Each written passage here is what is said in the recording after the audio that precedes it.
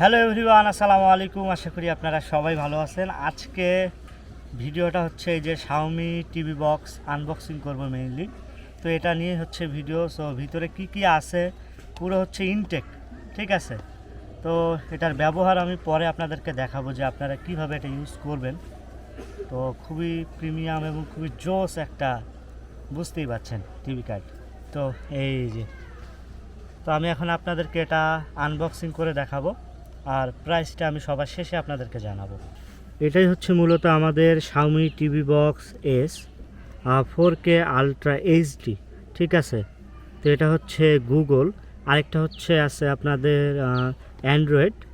তো এটা হচ্ছে গুগল, এটা হচ্ছে আরও স্মার্ট বেশি।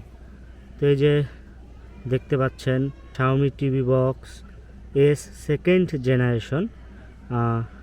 এই যে ব্লুটুথের মাধ্যমে কিন্তু আপনারা ব্লুটুথ এবং হচ্ছে ভয়েসের মাধ্যমে কিন্তু আপনারা কন্ট্রোল করতে পারবেন, ঠিক আছে। HDMI কেবল আছে।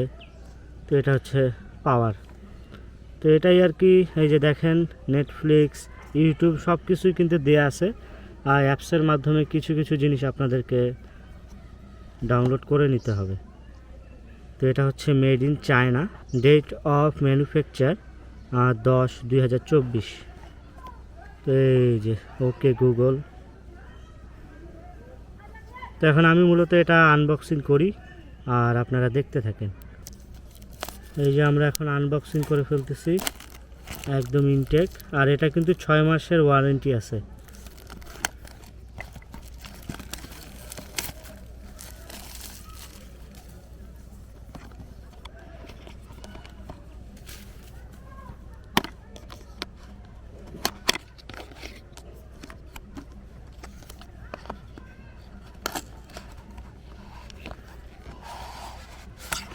ও সরি, বুঝতে পারি নাই। ও যাই হোক, এই যে দেখেন খুব প্রিমিয়াম ছোট্ট একটা জিনিস, খুবই চমৎকার, মাশাআল্লাহ, খুব সুন্দর একটা জিনিস। তো আমরা এটা সাইডে রেখে দিলাম। ভিতরে আমরা কি কি পাচ্ছি সেটা দেখানোর ট্রাই করি।